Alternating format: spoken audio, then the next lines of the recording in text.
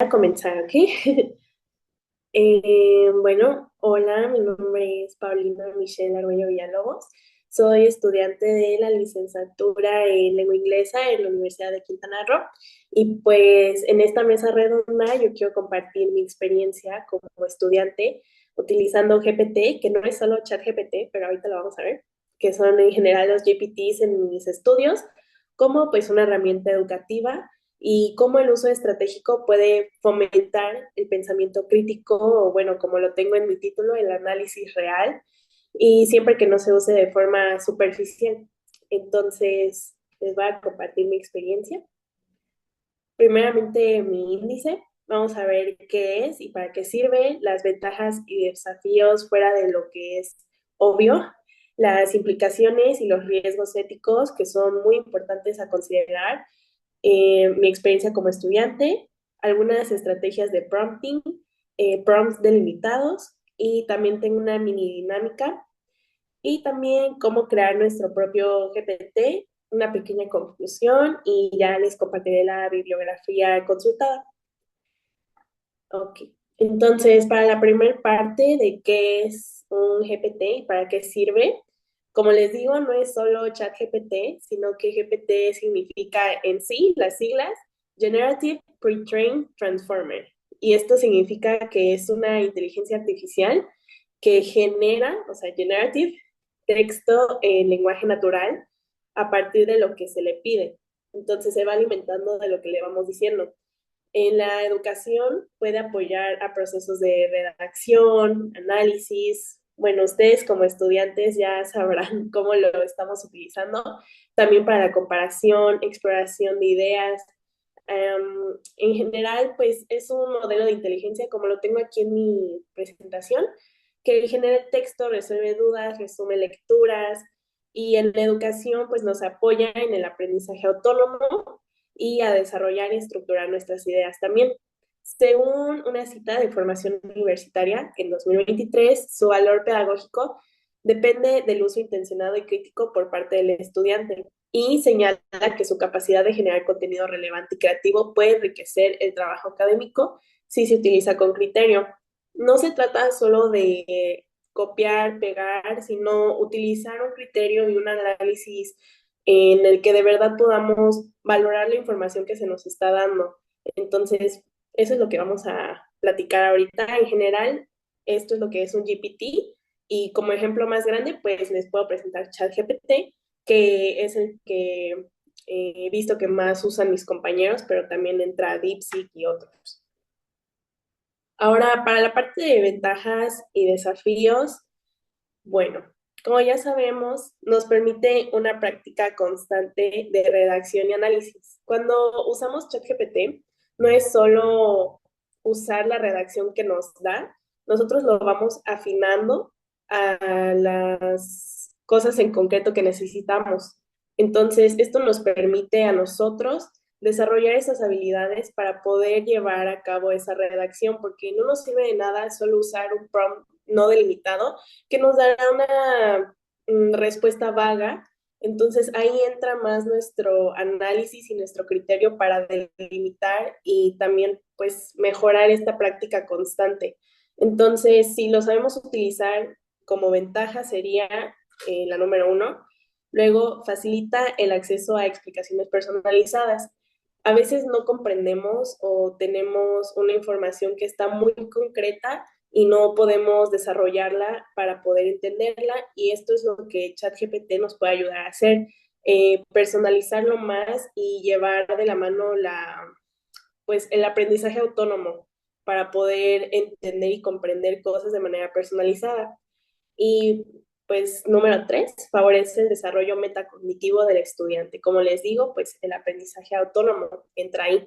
Y pues para la parte de desafíos, para no mencionar los obvios, aquí tenemos estos tres, que número uno, puede reforzar una visión superficial si no se evalúan críticamente sus respuestas. Como les digo, muchas veces nos vamos directo por lo que nos arroja y no estamos en realidad evaluando, esa es la palabra clave aquí, como evaluar la información que se nos da Entonces, nos lo da de manera muy superficial, sin referencias, sin nada confiable, fuentes confiables y también con muchos sesgos. Entonces, no podemos solo obtener esos datos de manera superficial porque no tienen validez. El riesgo de dependencia o copia mecánica, esto es súper importante. Últimamente se ha avanzado mucho con la inteligencia artificial y eso es algo positivo. Sin embargo, los estudiantes lo han visto como una oportunidad para que les haga todo, porque ya ha aprendido a desarrollar gráficas, documentos, editar cosas hasta de números, o sea, en Excel. Entonces, se da ese riesgo a la dependencia, pero no es eficiente a la larga porque no estás desarrollándolo de forma óptima si no tiene esa lupa de criterio, porque si lo haces en sí es muy superficial, incluso el Excel no está desarrollado completamente, entonces tiene que ir de la mano con ese criterio. Y el riesgo de normalizar la dependencia digital sin reflexión sobre la autoría y comprensión, que ese es un punto muy importante con eh, las autorías y lo que tomamos como nuestro, porque por más que tú estés en el chat eh, dando de tu cosecha e interactuando, no significa que ya es tu información o que puedes tomarla como tuya, porque el GPT se alimenta de una base de datos extensísima que no es tuya, que es en sí del Internet. Entonces, por eso es que es tan completo y tiene muchos sesgos.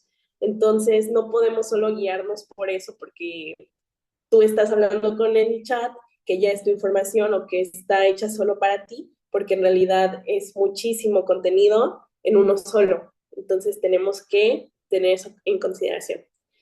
Ahora, para la parte de las implicaciones y los riesgos, voy a mencionar un poquito de eso que acaba de decir.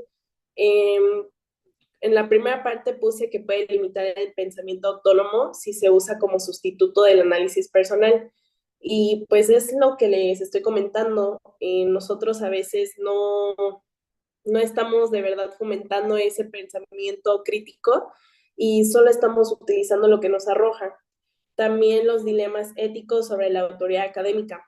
El plagio puede ser a veces involuntario porque, como les digo, se tiene esta creencia de que como ya lo estás haciendo tú en un chat personalizado o propio, ya es de tu autoría y pues no es así. A veces copiamos respuestas del GPT sin saber que eso también es plagio. Y pues hay que reconocer la fuente, ya que si no se reconoce es una falta de honestidad académica y pues eso es bastante grave porque hay una forma específica en la que tienes que presentar que esto no es de tu autoría, porque si no, pues es un plagio. Y bueno, también la exposición de datos personales al ingresar tareas de información sensible. Los GPT, bueno, funcionan tan bien y se vuelven tan personales porque ellos resguardan información, entonces tienen una sección que se llama memoria y en esa memoria se va guardando todo lo que tú le comentas al GPT. No porque quiera solo guardar tu información, sino que así es como funciona. Eh, Va almacenando y de ahí se crea una base de datos con la que se va manejando. Y por eso muchas veces cuando tú le comentas algo, se queda con eso como que lo aprende y en vez de buscar fuentes confiables o buscar de su otra base de datos, se queda con lo que tú le dices y te contesta algo con ese sesgo o lo que es más probable que tú quieras que te diga, basado en lo que tú comentas, al igual que tu tipo de lenguaje, o sea, si no usas un lenguaje académico, tampoco te va a arrojar las respuestas de forma académica.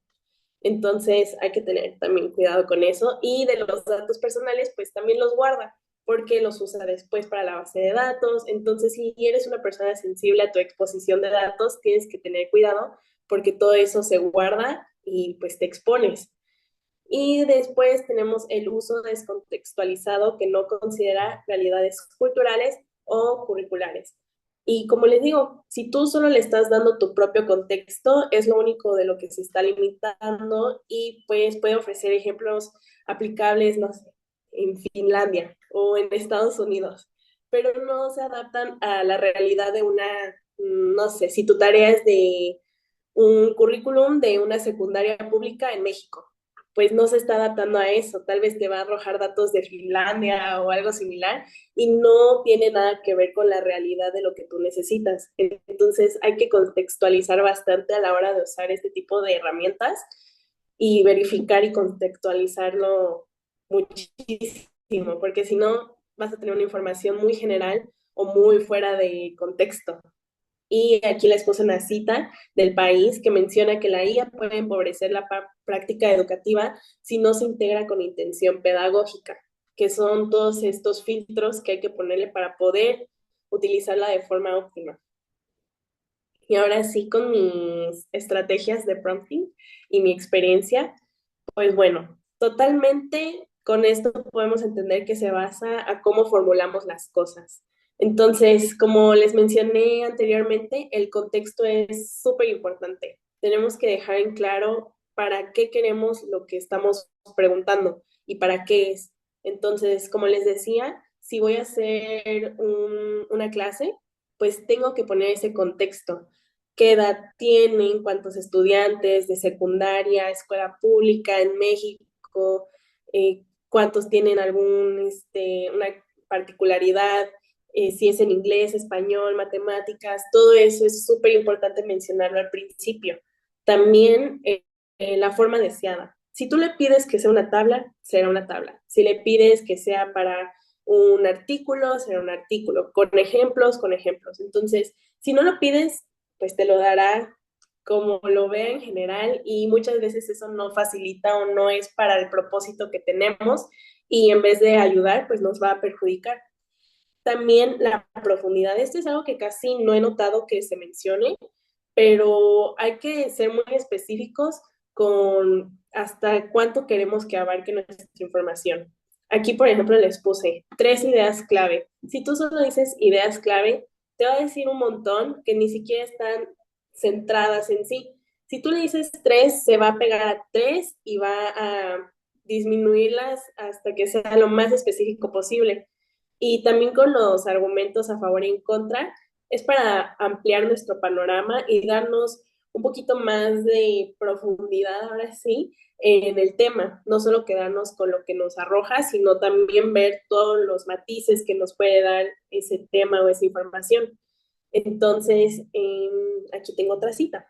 Afirma que el uso reflexivo de la IA mejora la organización y la conexión entre conceptos académicos. Nuevamente, si se usa de manera correcta, es muy importante tener en cuenta estas estrategias y así sí va a favorecer en la organización, porque si no, solo nos va a perjudicar más, nos va a hacer bolas y no va a darnos información que en realidad sea positiva o que sirva de algo, porque si no es muy superficial.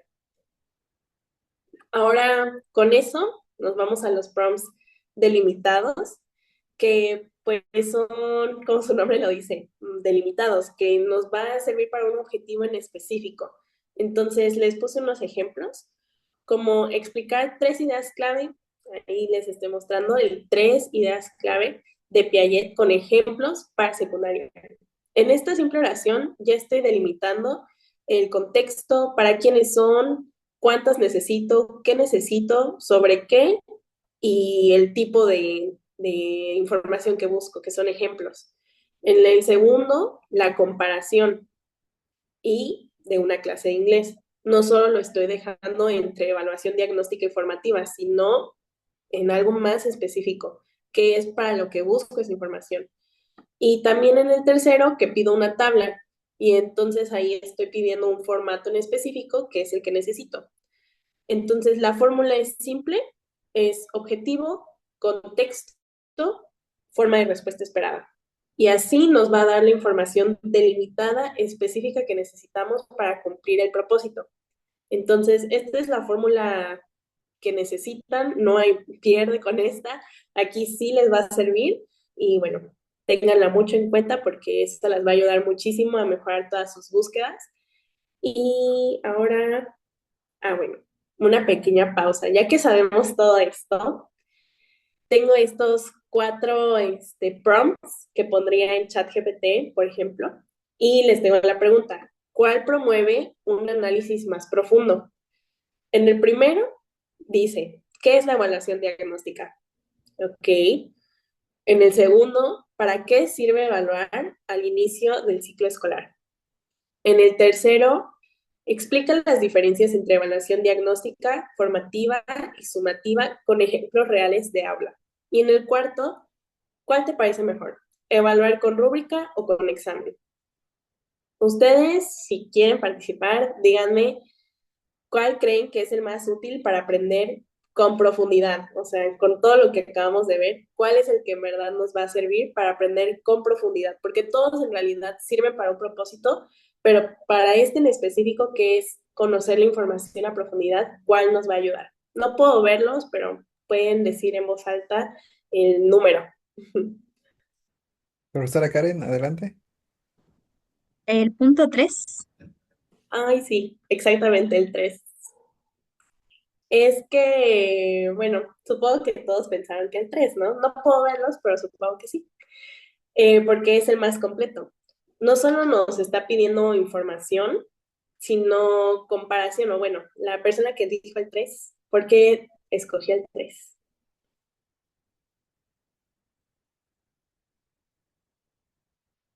Adelante, profesora Karen. Bueno, yo escogería el 3 porque ahí me está mencionando las características de los diferentes tipos de evaluación, la diagnóstica, formativa y sumativa. Y lo más importante, da ejemplos, o sea, pide que se pongan ejemplos reales del aula que nos podemos encontrar. Entonces, yo considero que fomenta más el pensamiento crítico porque lo está vinculando con algo, pues, de la vida real. De cierta Sí, forma, hay aprendizaje significativo por lo mismo. totalmente, sí, justamente eso, o sea, nos obliga a pensar, a desarrollar ese pensamiento crítico y es súper importante esa parte de los ejemplos reales de aula. Ahí está aterrizando totalmente y ese es el que en verdad nos va a dar un análisis más profundo para el propósito que necesitamos. Entonces, sí, es la opción 3. Como les digo, todos en realidad son prompts y al final todos te van a dar una información, pero no es la que necesitas, sería más vacío, más superficial. Entonces, para estos propósitos, esta es la forma correcta de aterrizar un prompt para que sea inteligente y podamos sacarle provecho. Ahora les tengo un video. ¿Sabías que puedes tener? No sé si se escuche bien. Sí se escucha. Ah, ok, lo voy a poner. Propio GPT. Y ahorita les explico bien. Es para crear nuestro propio GPT. A ver. ¿Sabías que puedes tener tu propio GPT que hable como tú quieras? Aquí te explico cómo lograrlo en 3 pasos sin programar nada.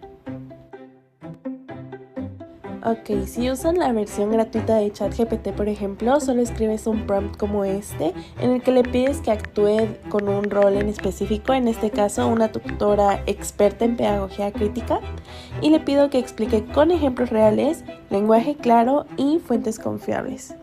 Y así estaríamos empezando a personalizar nuestro GPT. Como pueden ver, el mío literal me dice Pau y también organiza la información de cierta forma, ya que se ha estado adaptando a mí con toda la información que yo le he dado. Entonces, conforme me va conociendo y va aprendiendo, se va modificando.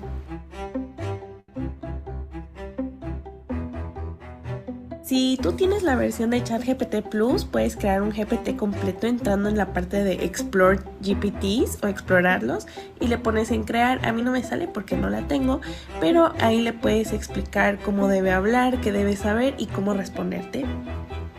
Aún así, con la versión gratuita hay muchos GPTs específicos que puedes explorar y te pueden ayudar, como este que es Scholar, está adaptado específicamente para los propósitos escolares. Y bueno, el último paso es usar buenos prompts. No sirve de nada tener un GPT personalizado si le haces preguntas vagas.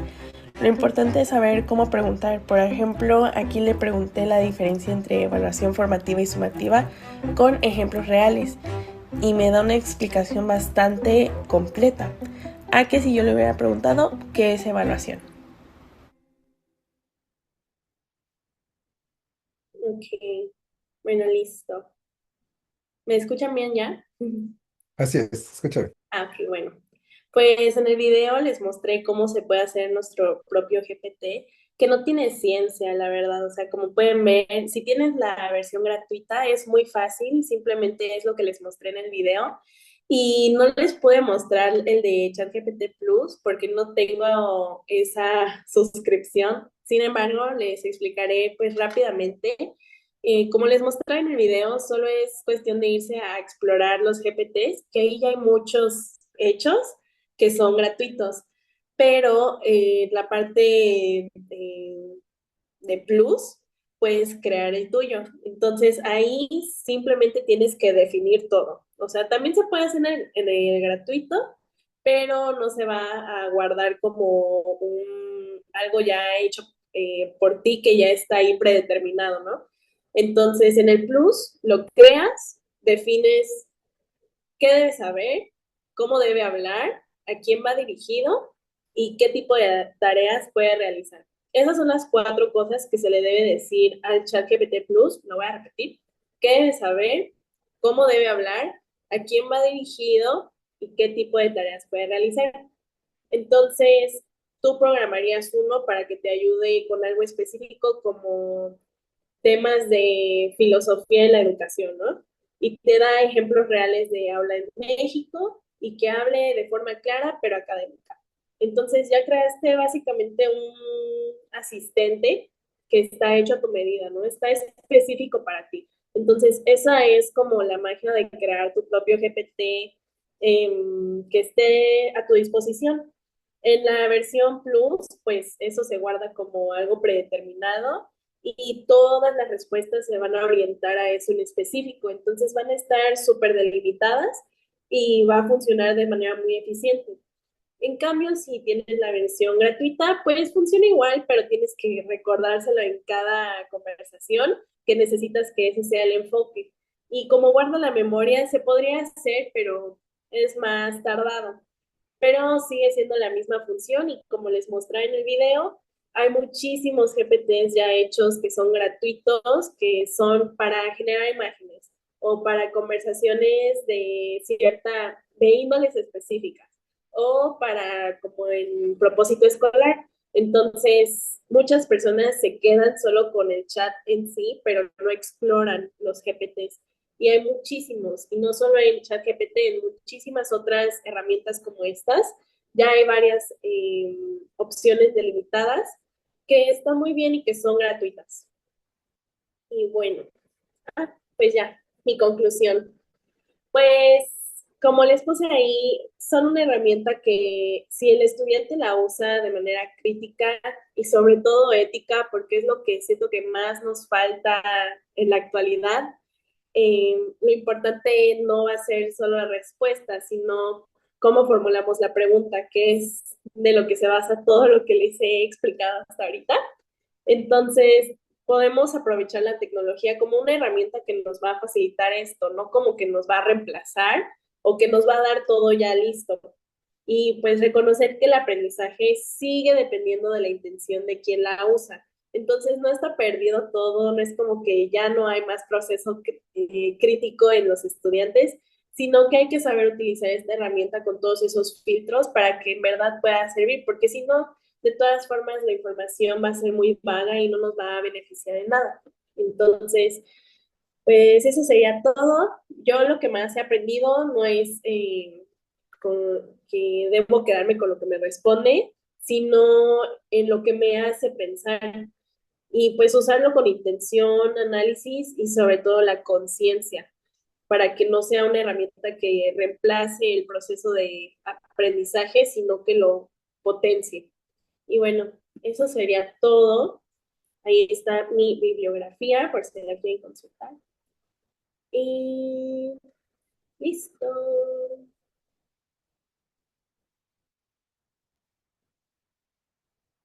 Muchas gracias, Paulina. Ahí te mandamos aplausos virtuales por tu excelente presentación. Eh, Gracias. sí, muchas gracias a ti. Has hecho un excelente trabajo. Si tienen algún